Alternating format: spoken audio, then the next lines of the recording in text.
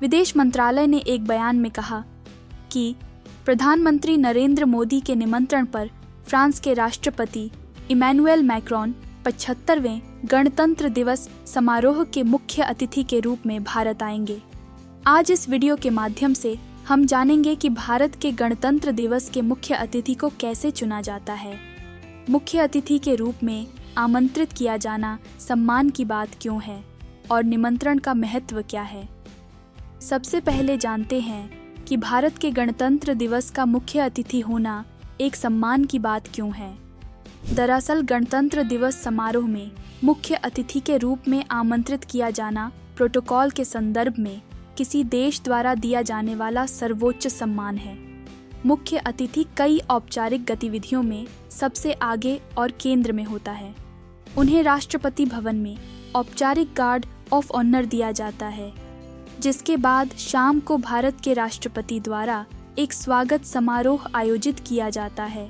महात्मा गांधी के सम्मान में राजघाट पर पुष्पांजलि भी अर्पित की जाती है। मुख्य अतिथि के सम्मान में एक भोज होता है।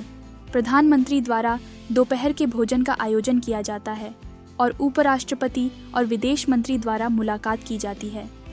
राजदूत मनबीर सिंह एक पूर्व भारतीय विदेश सेवा अधिकारी, जिन्होंने 1999 और 2002 के बीच प्रोटोकॉल के प्रमुख के रूप में कार्य किया, उनके अनुसार मुख्य अतिथि की यात्रा प्रतीकात्मकता से भरी हुई होती है।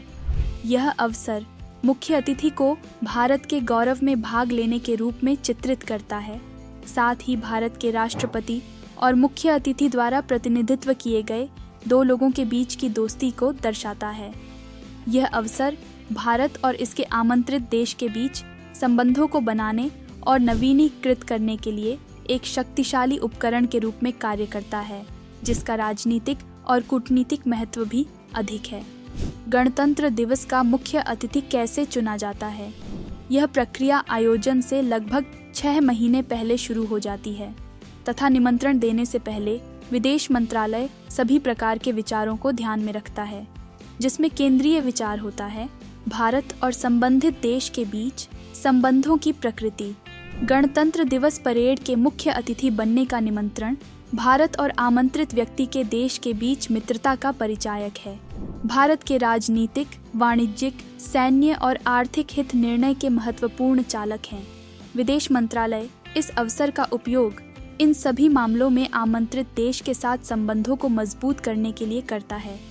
एक अन्य कारक जिसने ऐतिहासिक रूप से मुख्य अतिथि की पसंद में भूमिका निभाई है, वह गुटनिरपेक्ष आंदोलन NM के साथ जुड़ाव है, जो 1950 के दशक के अंत और 1960 के दशक की शुरुआत में शुरू हुआ था। गुटनिरपेक्ष आंदोलन शीत युद्ध के झगड़ों से बाहर रहने और राष्ट्र निर्माण की यात्रा में एक दूसरे का समर्थन करने के लिए नव उपनिवेशित देशों का एक अंतर्राष्ट्रीय राजनीतिक आंदोलन था।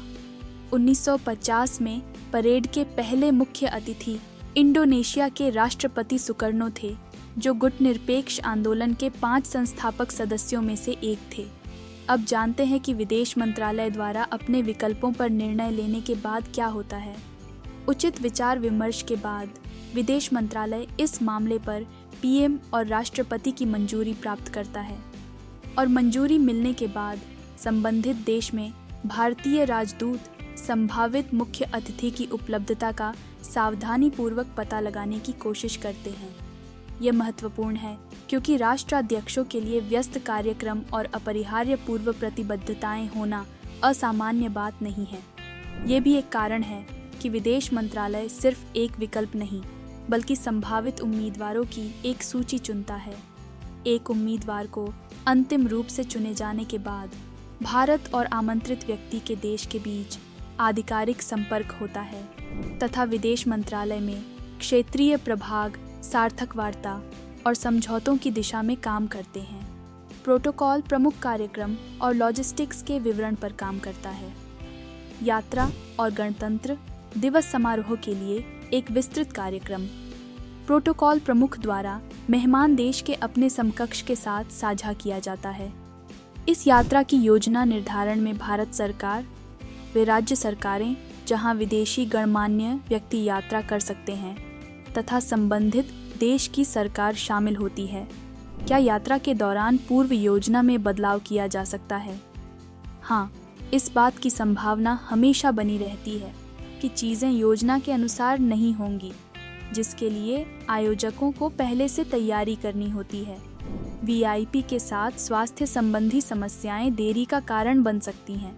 साथ ही बेमौसम बारिश बहुत कुछ बिगाड़ सकती है। इस कारण आयोजक सभी प्रकार की स्थितियों के लिए आकस्मिकताओं की तैयारी करते हैं और उनका पूर्वाभ्यास करते हैं, ताकि आयोजन दिवस पर पूर्व निर्धारित गतिविधियां सुचारू रूप से चल सकें। यह गौरतलब है कि 2023 में मिस्र के राष्ट्रपति अब्देल फतह अल-सिसी 74वें गणतंत्र दिवस में मुख्य अतिथि थे।